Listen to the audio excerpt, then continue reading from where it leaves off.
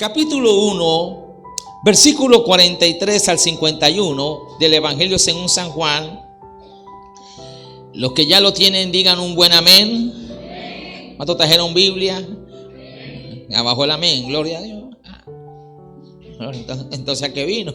Hablo a la iglesia, no a los amigos. Versículo 43, leemos: con la bendición de Dios nuestro Padre, la bendición de nuestro Señor Jesucristo y la bendición del Espíritu Santo. Y el pueblo de Dios dice: el siguiente día quiso Jesús ir a Galilea y halló a Felipe y le dijo: sígueme. Y Felipe era de Betsaida, la ciudad de Andrés y Pedro. Felipe halló a Natanael y le dijo: hemos hallado a aquel de quien escribió Moisés en la ley, así como los profetas, a Jesús, el hijo de José de Nazaret. Natanael le dijo: ¿de Nazaret puede salir algo de bueno?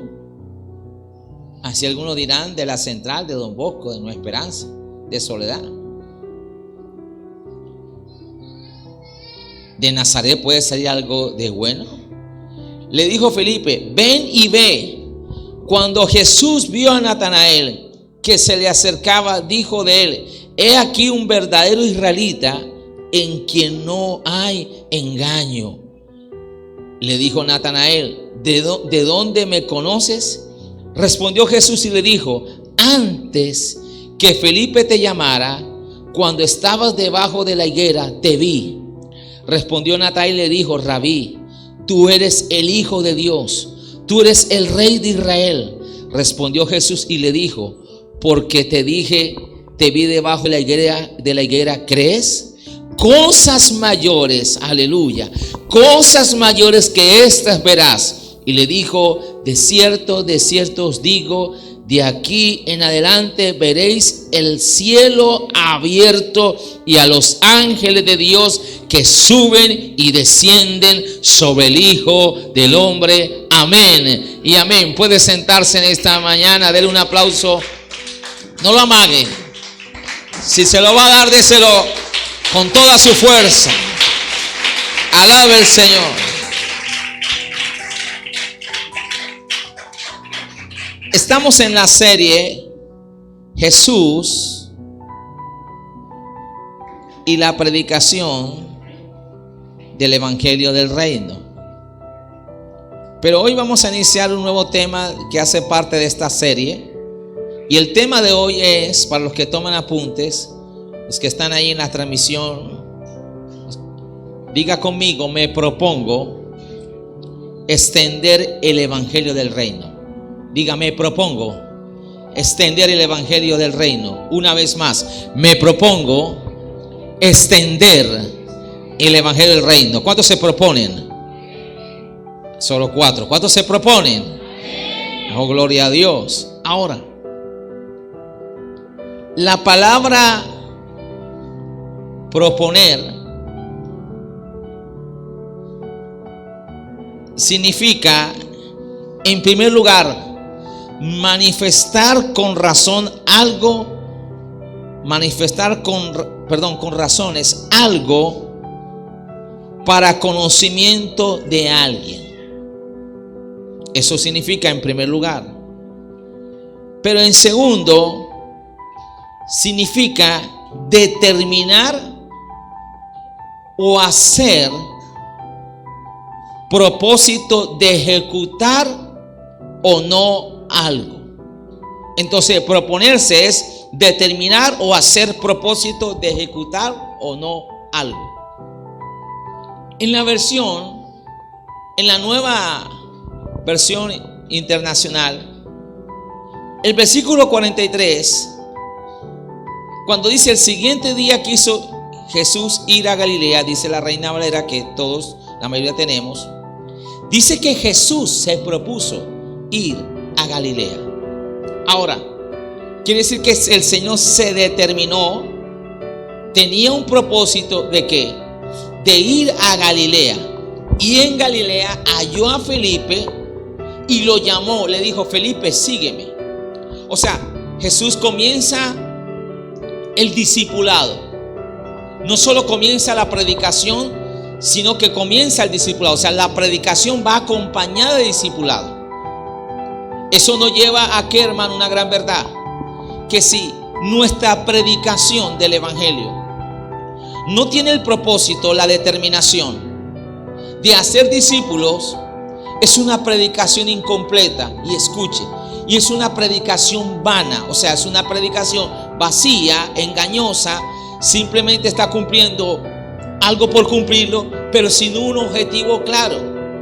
Y eso hemos estado hablando y compartiendo, que algunos creen que hacer la obra del Señor simplemente es, bueno, yo fui y prediqué, listo, ya lo hice, pero ¿qué pasó con esa vida? ¿Qué pasó con esa vida? No sé. ¿Qué pasó con él? No sé qué más habrá pasado, pero ya yo lo hice. Y la palabra de Dios nos exhorta y amonesta a nosotros a hacer la obra del Señor bien. Diga, hacer la obra del Señor bien. Hay un señalamiento en el antiguo pacto, en el libro del profeta Ezequiel. Usted encuentra que el Señor amonestaba a los líderes religiosos, a los sacerdotes, a los maestros de la ley, que eran considerados los pastores del pueblo, y les dice el Señor: maldito todo aquel que hace la obra de Dios indolentemente. O sea, hacer la obra de Dios en indolencia es no darle la importancia, es no tener el compromiso, es no tener la prioridad en que se extienda el reino de Dios. Por eso el tema de este día es: me propongo ¿a qué? A extender el evangelio del reino de Dios. Cada hijo de Dios debe tener eso en su corazón, que haya un propósito claro de que el evangelio se extienda.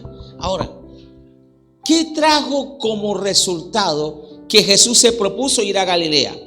Número uno, se gana a Felipe, gana un discípulo, gana una vida, un alma para el reino de Dios, pero gana un discípulo.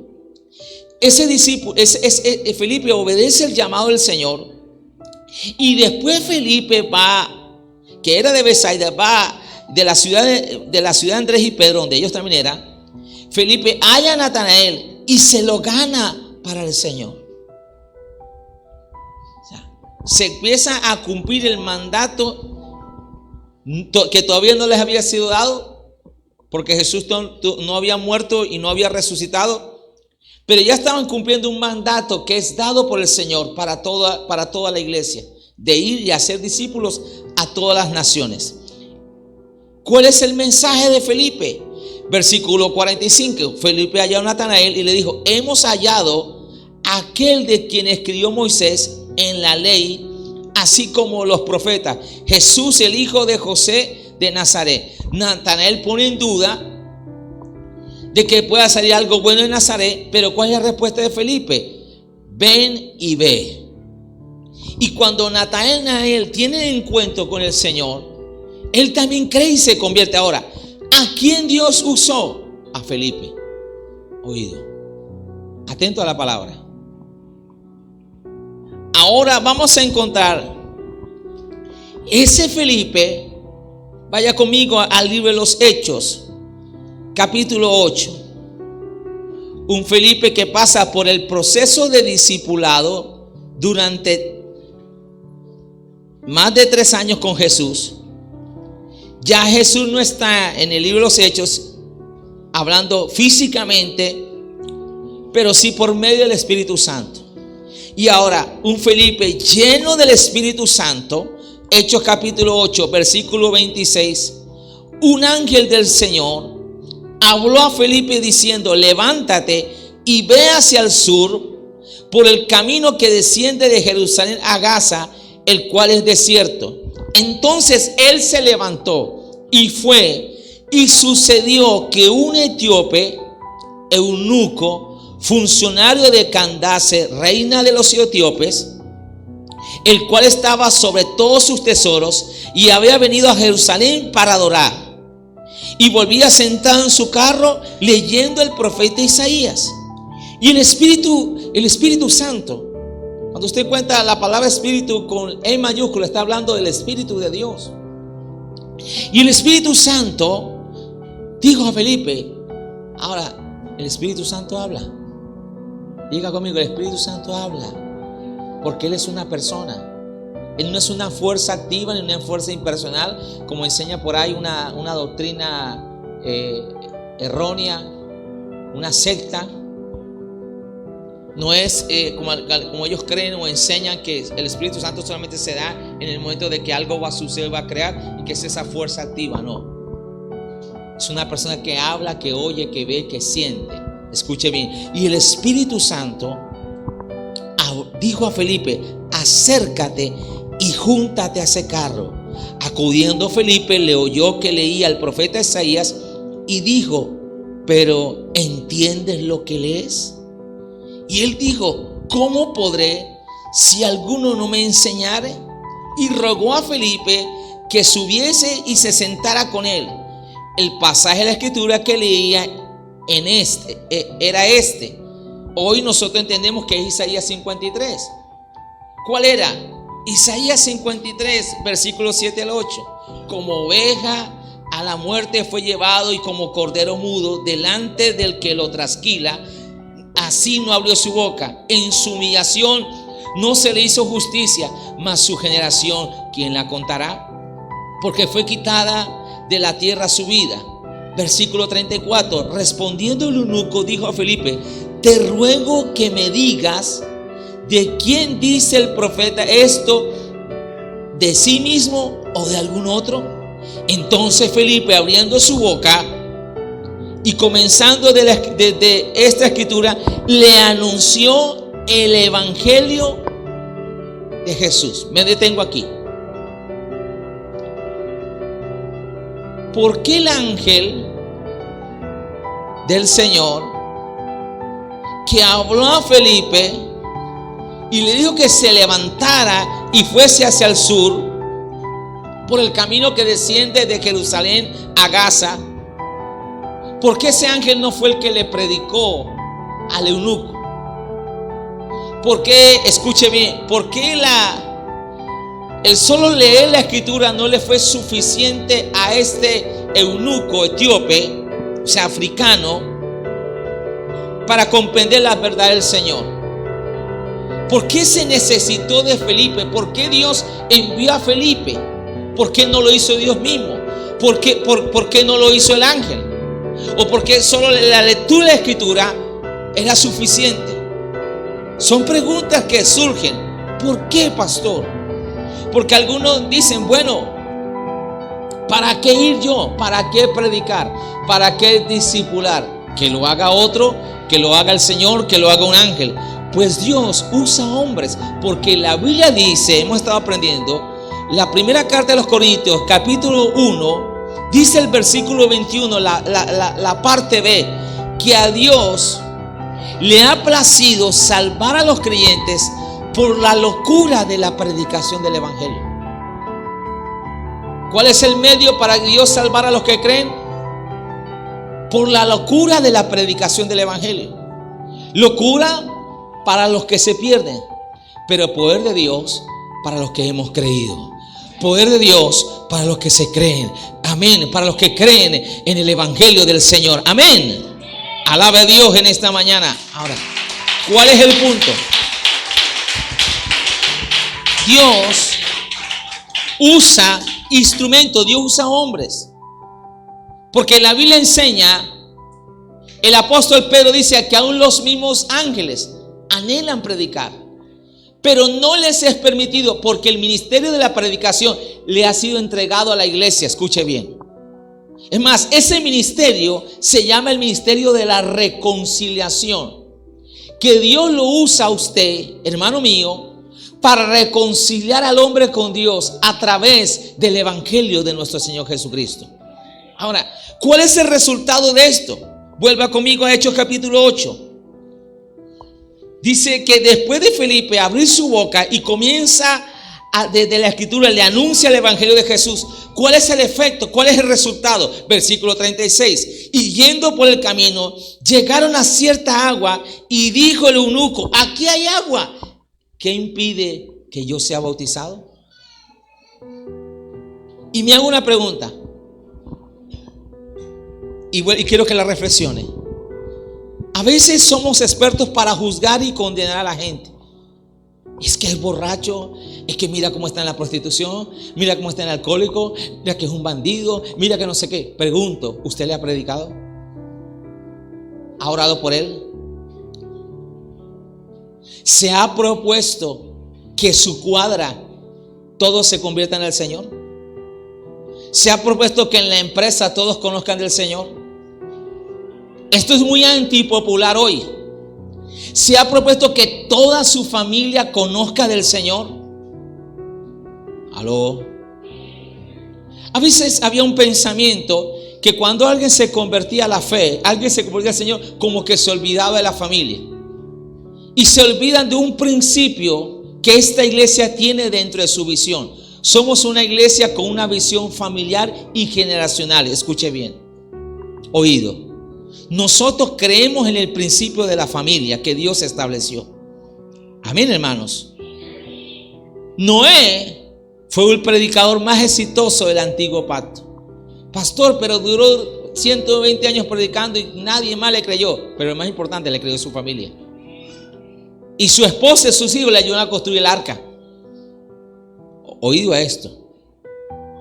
Entonces, si Felipe no obedece a lo que el Señor está haciendo, ¿cómo se va a convertir este hombre? ¿Cómo lo va a entender? Y Felipe lo que hizo no solamente le predicó, sino que lo empezó a discipular. Porque vio que en este hombre había sed del Señor. La pastora decía ahora, hay sed de Dios. Ayer estábamos aquí en una reunión de padres de familia entregando informe. Y le decía, ¿alguno, esto que es un culto, es una reunión?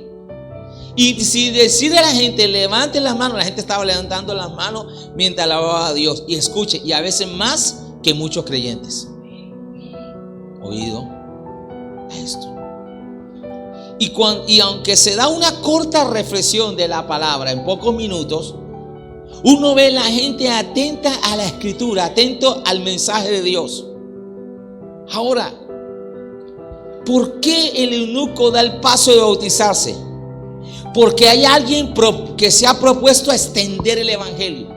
Y cuando uno ha tomado la determinación de ejecutar algo, lo de Dios, Dios va a estar dispuesto a respaldarlo. Escuche bien. Oído. Usted le puede decir, Señor, dame unción. Señor, dame talento. Señor, dame esto. Pero ¿sabe a quién Dios está dispuesto a dárselo, a entregárselo? A aquellos que han propuesto en su corazón extender el evangelio del reino de Dios. Porque el Señor no es disipador, no da las cosas por darlas. Él las da siempre con un propósito. El resultado es, el eunuco se bautiza. Porque versículo 37, Felipe le dijo, si crees de todo corazón, bien puedes. Y respondiendo dijo, creo que Jesucristo es el Hijo de Dios. Un hombre que antes estaba endurecido en su corazón, un hombre pagano, venía de África, imagínense lo que eso representa. Todas las creencias, todos los rituales, toda la cultura, toda la hechicería. Pero y no era cualquiera, era un funcionario. Era el tesorero. Era un hombre preparado. Oído lo que voy a decirle. Intelectualmente, académicamente, este hombre estaba hasta mejor preparado que Felipe. Oído.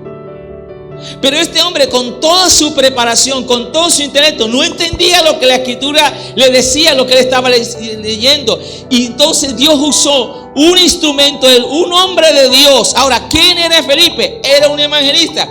Pero antes de ser un evangelista, era un diácono, era uno que servía en las mesas. Escuche bien.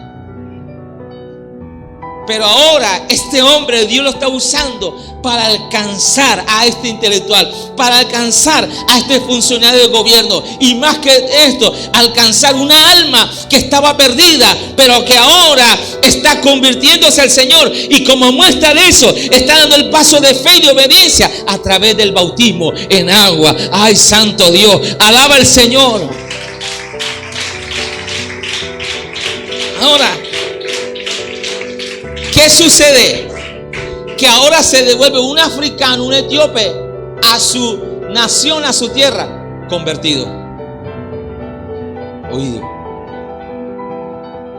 A través de alguien que obedece a extender el evangelio del reino, no solo se alcanza una vida, sino muchas vidas.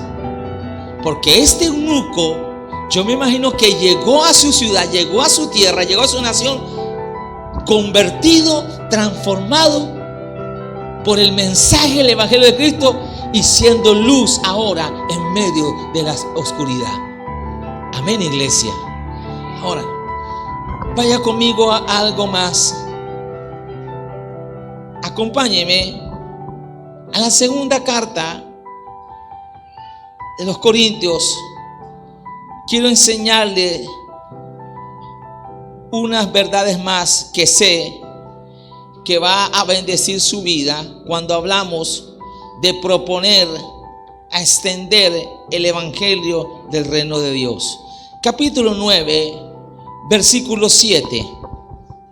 Segunda carta a los Corintios, capítulo 9, versículo 7. Y si usted está en la lectura, diga un buen amén. Cada uno dé como propuso en su corazón, no con tristeza ni por necesidad, porque Dios ama al dador alegre. Oído que voy a enseñarle. Hay una batalla, no de ahora, constantemente y en este momento, y tiene que ver con dar en la iglesia. Escúcheme bien. Se levantan personajes, hasta algunos ministros, y hoy estamos en la era no solo de la información, sino de la desinformación. Y yo como pastor soy consciente que los miembros de la iglesia, los asistentes, no están ajenos a esta realidad. ¿A cuál pastor? De escuchar mensaje aquí, mensaje allá, de ver a través de las redes todo tipo de mensaje. Y hoy con los famosos reels o short que llaman corticos, una palabra o un video, algo que se dice en ese contenido, si no es bíblico, produce mucho efecto en la mente y en el corazón de la persona. Y escúcheme bien. Como pastor, no le voy a en ningún momento a prohibir o a impedir que usted lo haga, porque usted es libre en el Señor. Escuche bien. Porque a veces la gente tiene la idea que muchos están en la iglesia porque le han lavado el cerebro, y no le han lavado el cerebro, sino el alma. El Señor lo ha lavado. Y que están en la iglesia y que lo que hacen es por obligación, por imposición o por temor a alguien. No. Cuando eso sucede, la gente entonces está en una secta. Porque la Biblia dice: conoceréis la verdad y la verdad os hará libre. Y el Señor lo ha hecho libre a usted. ¿Y sabe para lo que lo ha hecho libre? No para hacer lo que nos da la gana, sino para tomar buenas decisiones y elecciones, para vivir la vida con propósito. Escúcheme bien. Yo no creo en una iglesia, yo no creo en un liderazgo, yo no creo en unos miembros que tienen que estar en todo momento teniendo seguimiento o algo para caminar en el Señor. Si usted es de esas personas, no hablo a los nuevos, hablo especialmente a los que tienen tiempo en el evangelio, 10, 15 años, y hay que estar diciéndole lo mismo. Es gente que quiere solo leche y no quieren vianda.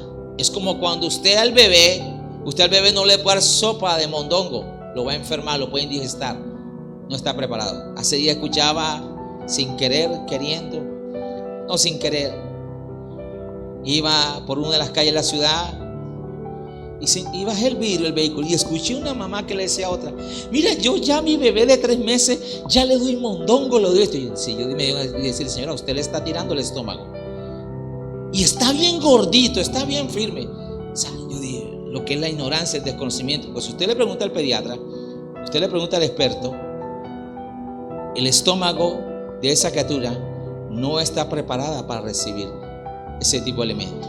Todo es un proceso. Escuche bien. ¿Cuál es el punto, pastor? Algunos al nuevo creyente le quieren dar sopa de mondongo. le quieren el mote de queso, le quieren Boca Chico. Imagínense un bebé de 6 meses comiendo Boca Chico. Él no tiene la capacidad de sacarle las espinas, no tiene la capacidad de expulgarlo, a menos que la mamá se tome el trabajo de hacerlo para poderle dar. Escuche bien. Entonces algunos hermanos quieren al nuevo creyente llenarlo de apocalipsis y de dar un poco de temas que la persona no tiene la capacidad en el momento de asimilarlo. Por eso se requiere el discipulado. Y por eso el discipulado es sistemático, para ir llevando a la persona en un proceso en Dios. Escuche bien. Pero ahora está el otro polo opuesto. Hay creyentes de 10, 15 años en el Señor, en la iglesia, que todavía quieren que le den leche y no quieren alimento sólido, firme. Entonces cualquier cosa los derriba, cualquier cosa los desanima, ya se quieren de la iglesia. Creyentes de 10, 15 años que no han aprendido a sobrellevar la ofensa, a perdonar, a madurar, escuche bien, a entender que se van a dar conflictos, que se van a dar situaciones, que se van a dar cosas, escuche bien, que hacen parte del proceso de formación en la vida del creyente. ¿Por qué traigo esto? ¿Por qué lo trae, pastor? Porque una de las batallas que hay, así como la oración, es el dar. Entonces, en esta era, vuelvo y digo, de información y desinformación, el uno dice que hay diezmar, el otro dice que no hay diezmar, que el diezmo es de la ley, que eso de la ofrenda, que los pastores son ladrones, hay tanto. Y hay gente que tiene entonces en su teología y en su mente, estoy hablando de cristianos, tienen yo le llamo un tutti frutti o un sancoche. ¿Usted ha comido mute santanderiano? ¿Cuántos han comido mute santanderiano aquí? Eso tiene cerdo, eso tiene pollo, eso tiene carne, eso tiene mazorca. Ay, pastor, me está haciendo dar hambre, por si no compro mojarra, compré mojarra.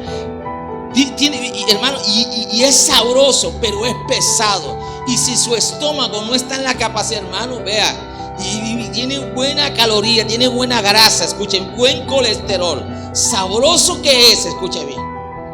Amén.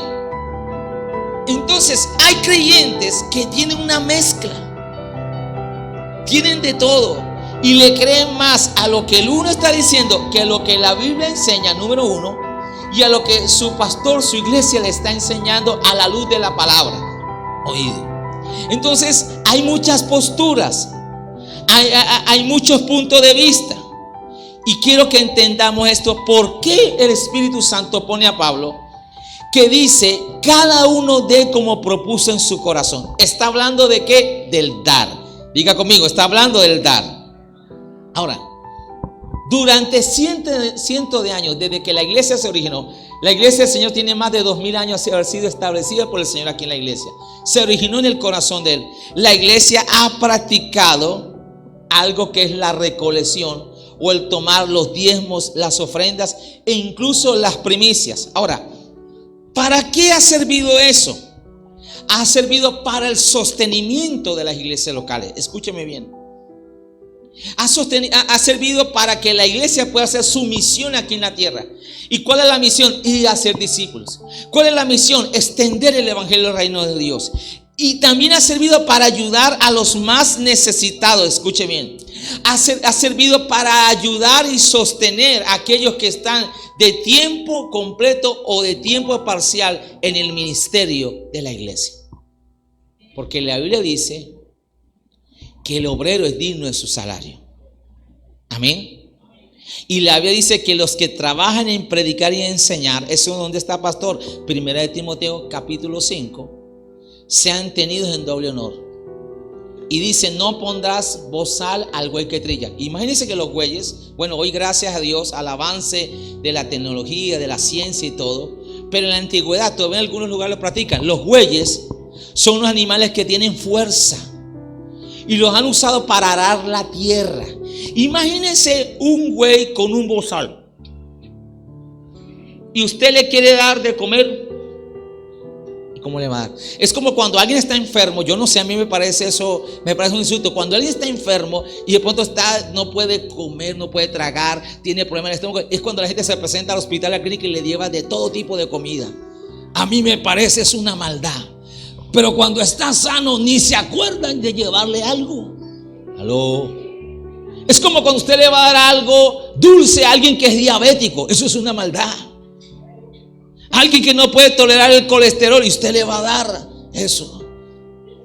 Bueno, yo tenía la intención de darte, entonces me lo llevo. Escuche bien.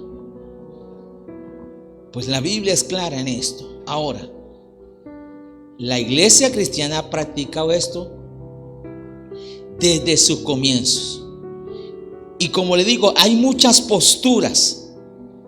Y esta contribución, esta recolección de ofrenda, de diezmo, de primicias, ha ayudado al avance, a la extensión del reino de Dios. Dígale al que tiene a su lado, porque el evangelio se da por gracia. No se cobra por predicar la palabra. Dígale, no se cobra por orar, no se cobra por entrar al auditorio. Pero dígale esto, mire los ojos, pero llevar el evangelio cuesta. Cuando yo veo un país, no sé si va a ser crucificado por esto, todo el mundo quiere subsidio.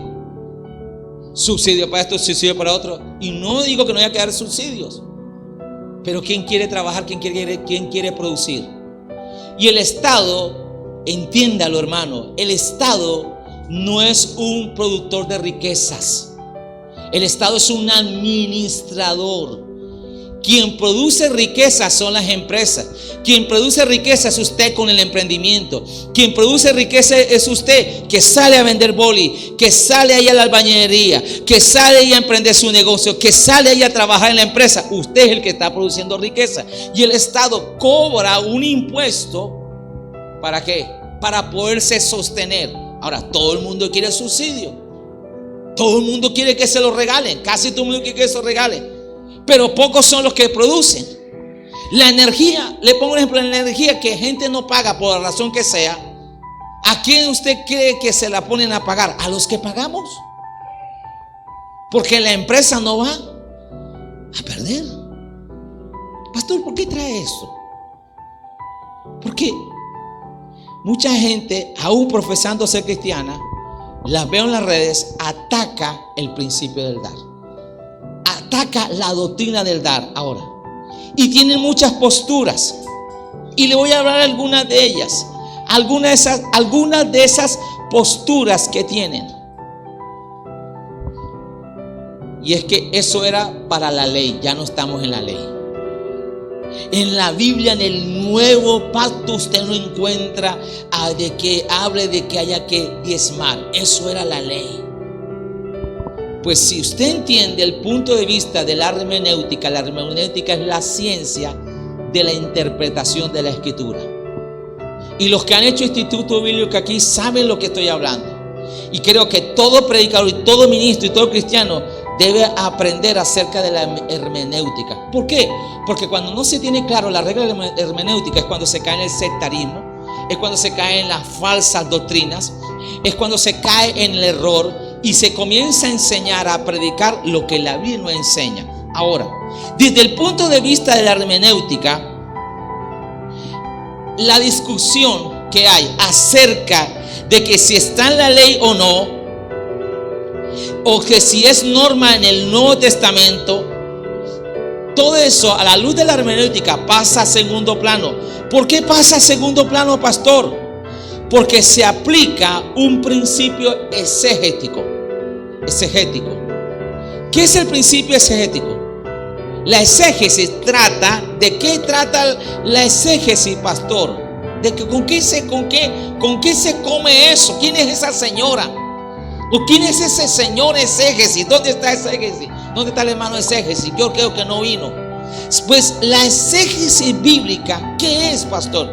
Es el proceso de interpretar un texto de la Biblia para comprender su significado original y la intención del autor. ¿Qué es la exégesis bíblica? Es el proceso de interpretar un texto de la Biblia para comprender su significado original y la intención del autor. O sea, es no sacar el versículo fuera del contexto. Es lo que las abuelas cristianas enseñaban. Mi hijo, no le tuerza el pescuezo al versículo. No le haga decir al versículo lo que el versículo no dice. Una vez un hermano me dijo: pastor, yo ya sé de dónde se originó la pólvora. La Biblia lo dice. ¿Y eso, hermano, dónde? Porque encontré en los evangelios, por allá del evangelio de Mateo, que Jesús salió a Tiro hacia Sidón. Mi hermano, lo sacaron a Tiro, pastor. Ya existía la pólvora. No, hermano, ahí dice la región de Tiro. Ah, ya. Yo escuché una vez un predicador que dijo que el flujo de sangre representaba la sangre de la mujer, del flujo de sangre representaba la sangre de los mártires de los cristianos. Y más de un cristiano diciendo amén a mí. Yo, Dios mío, qué barbaridad es esta. ¿Cómo va a decir eso? El contexto no enseña eso. ¿Sabe por qué? Porque no conocen de hermenéutica, porque son cristianos que no procuran formarse en la palabra de Dios, que son de Dios. Muchos de ellos son Dios, son de Dios, perdón, no son Dios, son de Dios. Ahora, la exégesis bíblica te lleva ¿a qué? A comprender y a interpretar, a entender lo que el autor quiso decir. Y es parte del proceso de la hermenéutica. ¿Qué significa la palabra exégesis? Significa extraer el significado de un texto dado. Escuche esto. Extraer el significado de un texto dado. Y la exégesis te ayuda a contrarrestar lo que se conoce como la eisegesis. La exégesis. ¿Y qué es la exégesis? Es aquellos que interpretan la Biblia desde su punto de vista. Hay gente que cuando está predicando, enseñando, le mete sus emociones, le mete sus ideas y le hace, vuelvo a decir, a la Biblia lo que la Biblia dice, lo que la Biblia no dice, lo que la Biblia no enseña. O sea, hacen su propia interpretación. Conocí el caso hace unos años de un ministro en Ecuador, hace muchos años, que embarazó varias mujeres de la congregación, porque él dijo que él tenía la unción de Salomón, y que como Salomón tuvo 700 mujeres y 300 concubinas, él tenía esa unción, y que las mujeres que tuvieron relación con él les iba a ir muy bien, y así engañó más de uno hasta que terminó preso. Pues la Biblia nunca aplaude lo que Salomón hizo en ese caso. Porque la Biblia misma enseña que él, por vivir en concubinato, vivir en adulterio, vivir una vida de promiscuidad, terminó apartándose de Dios. Escuche bien. Entonces, la hermenéutica, voy cerrando esta primera parte, nos ayuda a algo en cuanto a este dilema, si es de la ley o no es de la ley. Escuche bien. ¿Y cuál es la que nos ayuda, pastor? Y es que hay un principio en la hermenéutica, un principio exegético denominado solución de continuidad. Diga conmigo, solución de continuidad. Ahora, ¿qué es eso? No es más el hecho de aceptar que la iglesia cristiana, desde sus orígenes, en el Nuevo Testamento, usted lo ve, ¿qué hizo? Consideró que los primeros convertidos venían de donde, del judaísmo. El evangelio se le predicó primero en Jerusalén, en Judea, a judíos, y después fue llevado a los samaritanos, que eran israelitas, pero que se habían mezclado con las otras naciones, hasta lo último en la tierra, como el Señor lo estableció. A través de Pablo empezaron a convertirse los gentiles, los no judíos, los que no pertenecían al pueblo de Israel. Ahora, este principio de la exégesis, llamado solución de continuidad, llevó a entender a la iglesia que sus primeros convertidos venían del judaísmo y que ellos, en su nueva fe, o sea, el evangelio de Cristo, ellos venían practicando, escuche bien, doctrinas como cuáles venían practicando, como el bautismo y las ofrendas. Y no se inventaron nada. Entendieron que lo que Dios estableció en el antiguo pacto, también lo estableció para el nuevo pacto. El principio, como el bautismo, y el principio del dar. Ahora, en la ley de Moisés, el diezmo era prácticamente una obligación. Y había diferentes tipos de diezmo. Pero ahora en el nuevo pacto, en el Nuevo Testamento, los nuevos creyentes, la iglesia entendió la importancia, la prioridad de seguir dando para el sostenimiento de la obra y para el avance del reino. Quiere decir que muchos de estos judíos convertidos que antes llevaban ofrenda al templo, que antes llevaban ofrenda a los sacerdotes que se encargaban de las cosas de la obra, del servicio en el sacerdocio, ahora lo empezaron a hacer en la iglesia y empezaron a hacerlo a sus líderes espirituales. ¿Por qué? Quiero llevarlo a algo más.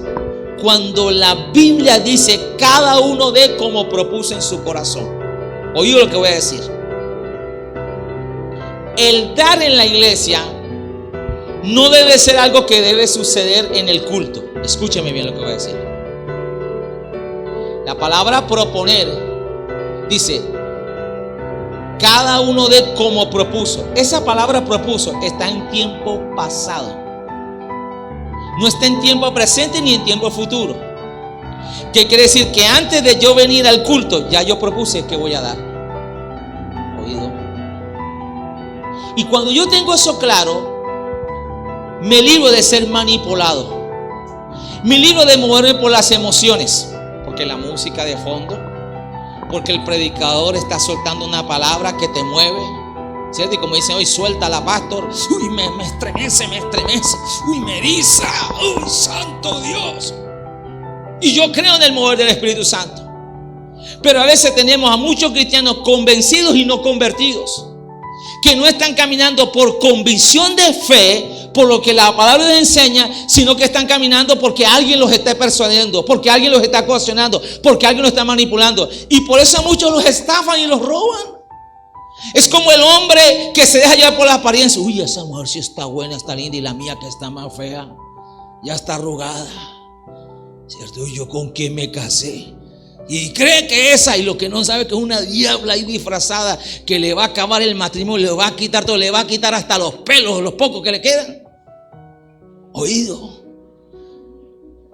a lo que voy a decir, porque vio ahí en las redes sociales, uy, qué mamacita, uy, y yo con esta vieja aquí, lo que me estoy perdiendo. Y empieza a crear una generación hipersensual, una generación sobreestimulada, una generación que la están llevando a lo que ellos quieren, a la intención que está. Pues lo mismo sucede a veces en algunos sectores de la iglesia. Ahora, vuelvo al principio bíblico. Cada uno dé como propuso. ¿Dónde? En su corazón.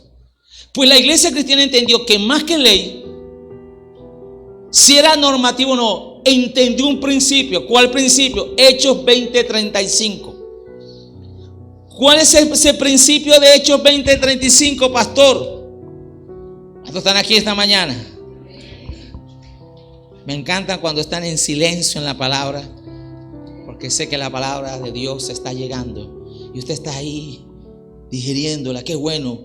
Hechos 20:35 dice: en todo os he enseñado que trabajando así se debe ayudar a los necesitados y recordar las palabras del Señor, ¿qué? Jesús, que dijo: más bienaventurado es dar que recibir. Hermano, gloria a Dios cuando usted ha sido bendecido por la canasta de amor. En un momento yo también fui bendecido, pero no se le olvide que más bienaventurado es dar. Pero pastor, a mí me deberían dar la canasta todos los domingos a mí. Usted debe recordar ese principio. Más bienaventurado es dar que recibir. Ay, yo me voy a ir a quemar allá al sol, a solearme, a sudarme haciendo mojarra. Que lo haga el hermano tal, hermano tal. Entonces usted no entendió el principio, que más bienaventurado es dar que recibir. Primer libro de Crónicas, capítulo 29. El rey David está preparando todo para el templo. Dios le dice, tú no lo vas a construir porque tú has derramado sangre, lo va a hacer tu hijo Salomón, que va a ser un hombre pacífico. Y David dice algo: porque todo lo que hemos recibido de tu mano, de eso también te damos. El verdadero creyente es agradecido con Dios, vive en gratitud. El verdadero creyente entiende que todo lo que tiene lo ha recibido de Dios. Escuche bien. ¿Qué le decía ahora? Cuando un cristiano no ora, un ministro no ora, se cree más importante que Dios, se cree más que Dios. Pastor, ¿cómo así? Sí. Usted no quiere tener vida de oración. Usted quiere todo lo de Dios, pero no quiere pagar un precio. Escuche bien. ¿Sabe qué hay en el fondo? Hay orgullo y arrogancia. Cuando un cristiano no le da a Dios tiempo, no le da a Dios la vida honra, no le da a Dios lo que Él se merece, no porque Dios lo necesite, porque Él es Dios, entendamos esto, sino que es una manera de honrar y agradecer y reconocer al Creador. Por eso el principio de Proverbios 3:9 dice: honra a Jehová con todos tus bienes y con las primicias de tus frutos. ¿Cuál es la recompensa? Entonces serán llenos tus graneros y rebosarán de mosto y de aceite. ¿Qué te quiere decir? Que el dar es una determinación del corazón. Cuando usted está en su intimidad con el Señor, cuando usted está en su comunión con Dios, la Biblia dice que Él pone el querer como el hacer de su buena voluntad. Dios es el que le va a poner: vaya, llévele ese chocolate a Junano de tal, vaya, visite a esta persona. Pero ¿por qué muchos cristianos no lo hacen? Porque han dejado de oír la voz de Dios. ¿Y por qué han dejado de oír la voz de Dios? Porque no tienen vida de oración. ¿Por qué han dejado de oír la voz de Dios? Porque no van a la palabra. Escuche bien. Porque solo se están alimentando lo que YouTube, lo que Facebook, lo que Instagram le está diciendo. Escuche bien. Y lo creen y lo acomodan.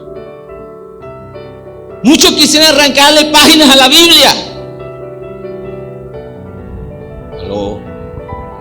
A su nombre. Ahora, vaya conmigo a otro principio. Primera carta de Corintios, capítulo 16, versículo 2. Cada primer día de la semana, primera carta de los Corintios, capítulo 16, versículo 2. Cada primer día de la semana, cada uno de vosotros ponga aparte algo según haya prosperado, guardándolo para que cuando yo llegue no se recojan entonces ofrendas. El modelo bíblico es que la iglesia se prepara de antemano con anticipación.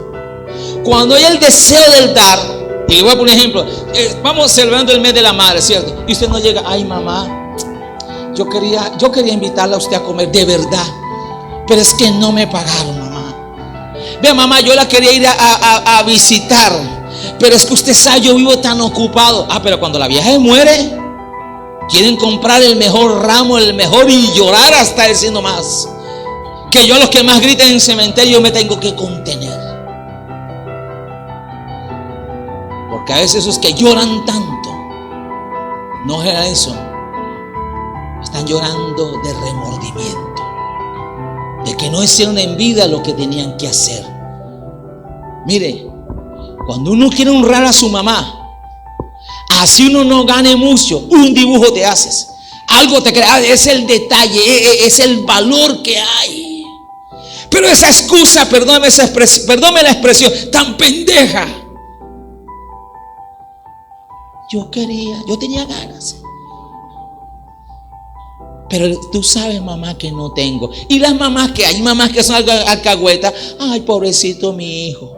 Pero el pobrecito se toma una bucana que vale como 300 más. El pobrecito va a parranda. El pobrecito no sé qué, anda con la otra. Ay, mi pobrecito bebé. Ahora, yo sé que una mamá no ama a su hijo por un interés, pero estamos teniendo una generación que está deshonrando a sus padres y por eso no les va bien. Y estamos teniendo una generación que está deshonrando a Dios, la casa de Dios. Usted, un cristiano de 10, 15 años, todavía llega tarde al culto. Ay, pastor, no voy a comprar mojarra.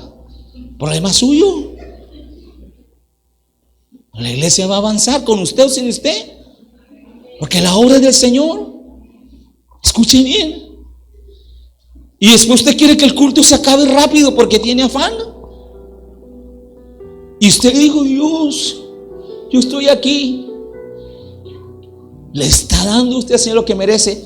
Vuelve al principio, porque más bienaventurado es dar que ¿qué? Sea usted una fuente, no sea un chupasangre. De eso que están siempre es: ¿qué puede arrancar? ¿Qué puede pedir? Hermano, deme la bendición. Ay, pastor, usted se va a mandar los jugos. Ay, no sé, mándeselo usted.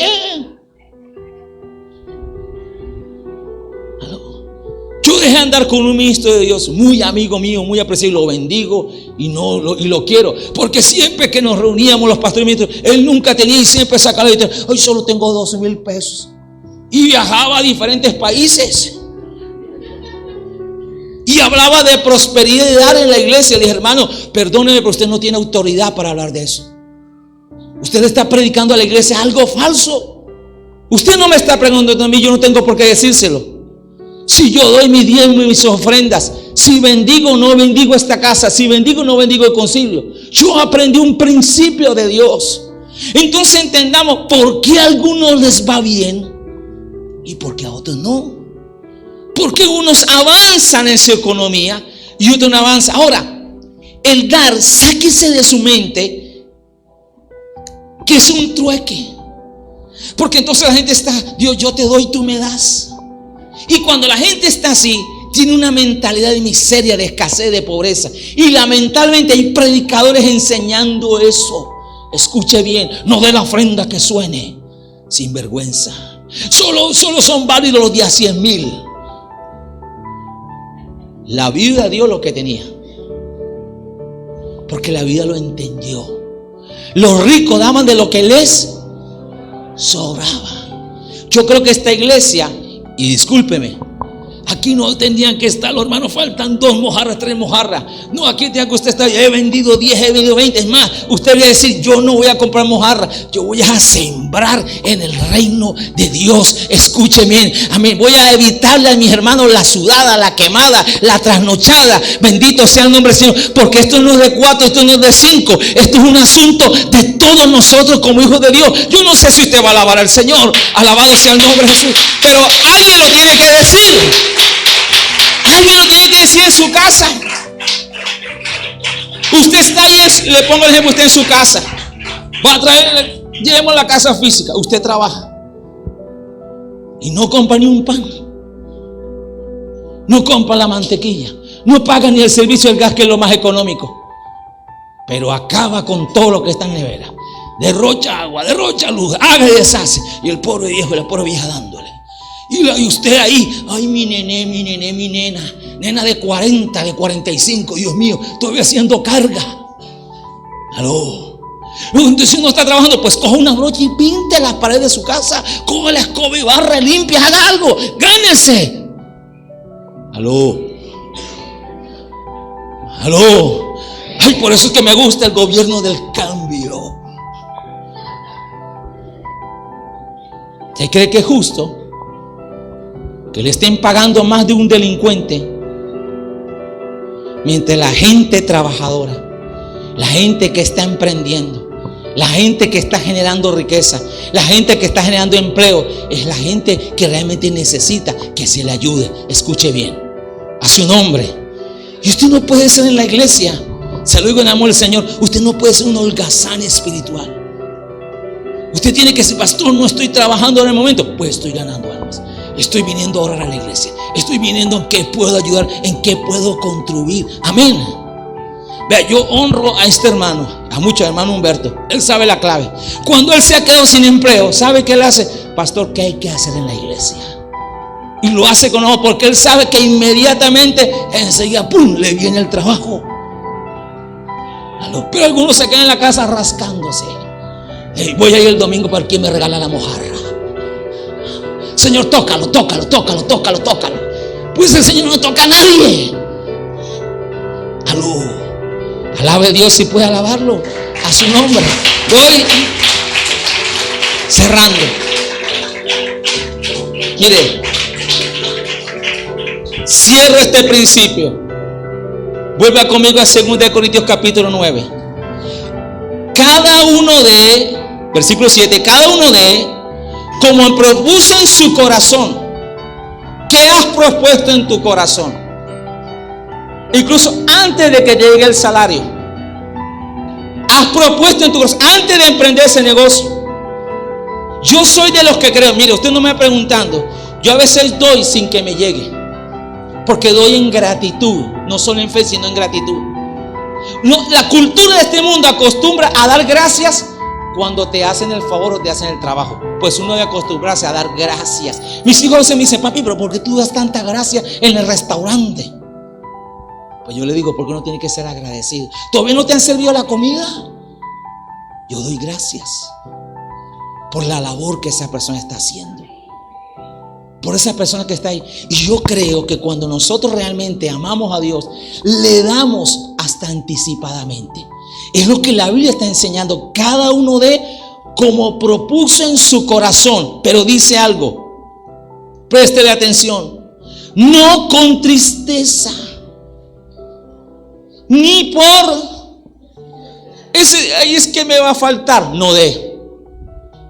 Pastor, no diga eso. Los que toman la ofrenda acá, pastor, no diga eso. Y hasta se me había olvidado que no han recogido las ofrendas. Escuche bien, de verdad le digo delante de Dios, se me había hasta olvidado. Si usted va a dar, yo pasé por ese proceso. Yo empezando en cristiano, ahora me va a faltar para la Coca-Cola, ahora me va a faltar para el helado, ahora me va a faltar para esto. Yo era un tacaño, un miserable, un cují, un ruin. Y Dios usó a mi mamá para enseñarme el principio de dar, aún en medio de la necesidad. Escuche bien. Entonces aprendí a serle fiel a Dios. Escuche bien. Y que no depende de cómo esté la economía, la moneda, cómo estén las circunstancias. Porque hay gente que dice, bueno, yo voy a dar este mes porque la cosa pinta bien, pero este mes no va a dar cosa mala. Es como el que dice, mamá, si me va bien yo le doy este mes, si este mes no se olvide. Imagine que su mamá, cuando lo estaba amamantando, le hubiera dicho a usted, hijo, como hoy estoy de ganas te doy teta, pero como hoy no tengo ganas, aguante, mijo.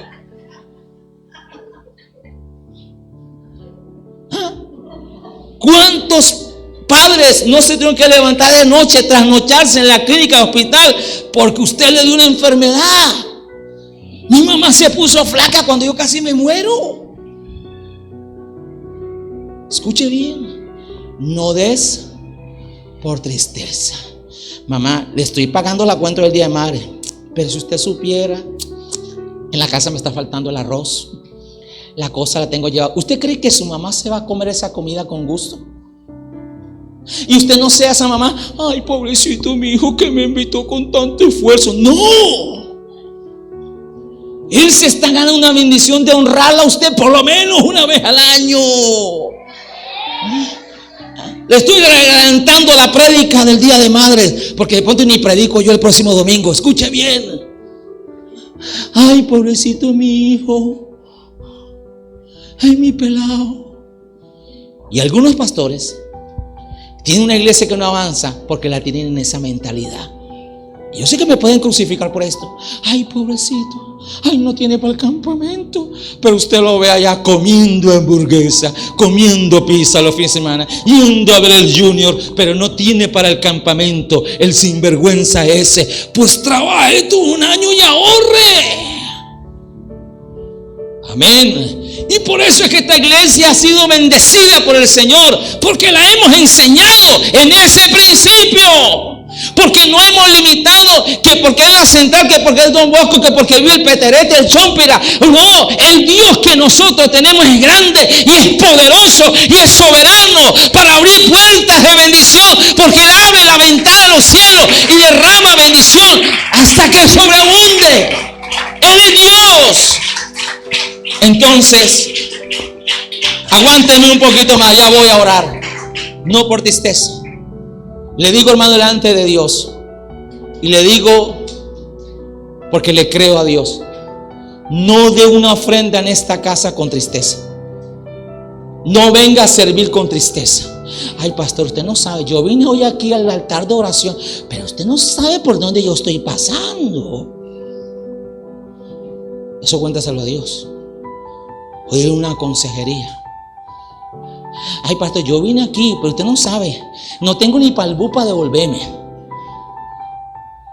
Hay gente que viene a la iglesia con tristeza,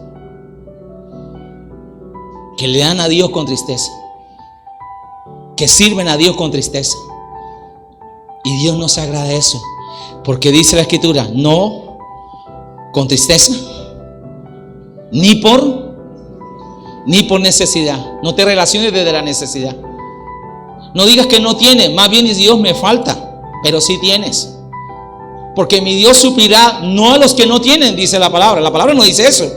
Mi Dios suplirá todo lo que os falte. Señor, me falta esto, tengo esto, me falta esto, Señor. Aquí te lo pongo, pero aquí tengo algo. Porque Dios da semilla al que siembra y pan al que come. Hasta dientes nos dio para comer pan. Pastor, se me están cayendo. Pues también ahí está el odontólogo para que te los ponga. Es que Dios le da pan al que no tiene diente, y tremendo dientón que tiene el que lo está diciendo. Mire, ni por tristeza ni por necesidad. Una vez uno de mis hijos, no le voy a decir cuál de ellos, ni se mata en la cabeza, me dijo: papá, yo di la ofrenda y ahora me quedé sin la merienda. ¿Y cómo? No vuelva a dar así. Escuche bien. Yo, guárdeme Dios de quejarme estos 25 años que tiene esta iglesia. Yo no me quejo delante de Dios por lo que he entregado, por lo que he dado para el Señor. ¿Sabe por qué? Porque la Biblia me dice que yo soy deudor de Cristo, que yo le debo la vida, yo le debo la salvación, yo le debo la transformación, yo le debo todo lo que soy, se lo debo al Señor. Y sigo siendo deudor. Nada que demos es suficiente para pagarle al Señor lo que Él ha hecho por nosotros. Entonces dice: no por tristeza, no con tristeza, ni por necesidad, porque Dios ama Dios ama. El lunes, para los que se fueron o para los que no vinieron, nos comimos unas arepas santanderianas hechas de las manos de la hermana Dálida. Dios bendiga a hermana Dálida. ¿Dónde está hermana Dálida? Vea, después del devocional, con huevo así revuelto, así sabroso. Y sabe que lo rico de esas arepas que hace mi hermana Dálida, se las recomiendo. Ahí tiene un emprendimiento, hermana Dálida, de los muchos que tiene, porque ella lo hace con un amor. Y yo me tomé el atrevimiento de invitar a otros. Ni pregunté al que invitó primero, que fue Darwin. Yo digo: hermano, quédese usted también. Escuche bien. Y le digo: hermana, le ayudó. No, señor, siéntese. Y usted la ve feliz haciendo sus arepas. Y en un momentico ya la había hecho. Wow. Hubiese sido yo, todavía sería la hora y no hubiese terminado las arepas. Pero ella lo hace con una alegría. Unas arepas que a mí me sabe más rica que cualquier manjar del mejor restaurante de los que haya podido comer. Porque lo está haciendo ¿con qué? Con amor, con alegría. La Biblia dice: mejor es un bocado de pan. Mejor es un bocado de pan en casa donde hay paz que un manjar en casa de contienda. Escuche bien. No hay algo más cuando la gente da con alegría de lo que tiene. La gente da. Y nosotros hemos sido sorprendidos en el ministerio en años, que gente que a veces de la que nosotros menos hemos pensado, porque hemos visto su condición y hemos visto cómo se han practicado un principio con el que cierro. Se llama liberalidad. El dar con liberalidad es dar con alegría, con generosidad. Esa gente que suelta, que a veces los hermanos que tienen y practican ese principio, hay algunos que se quieren aprovechar y quieren abusar, porque hay gente que no le cuesta dar.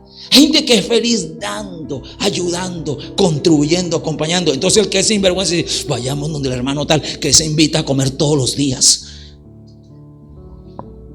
Y la Biblia enseña que el verdadero principio, más que si es ley o no, más bienaventurado es dar que recibir, porque Dios ama al dador. ¿Qué? Porque Dios ama al dador. Jesús vio la ofrenda de la viuda con alegría. Propone en tu corazón el dar con alegría. Anticipadamente, propone en tu corazón. Mira, si tú no propones venir al culto, cualquier cosa te desvía. Que tienes sueño, que tienes cansancio, que las piernas, que la cabeza, que no sé qué. Escucha bien. De pronto tú vas al trabajo obligado. Yo los lunes en el colegio me doy cuenta quién llegó obligado y quién llegó con ganas. Escuche bien. Porque hay gente que, ay, pastor, usted no sabe cómo pasé la noche. Y usted tampoco sabe cómo la pasé yo.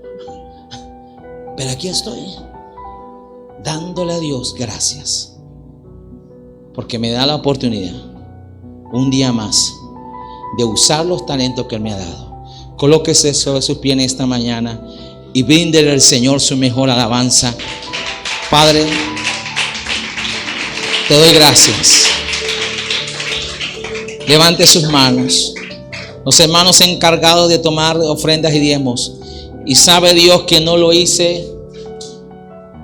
Es más, quería que la ofrenda la pidieran antes. Pero en esta mañana, Señor, gracias. Porque me propongo extender el evangelio, Señor. Señor, gracias por la oportunidad que tú me das, Señor, de ser bendito.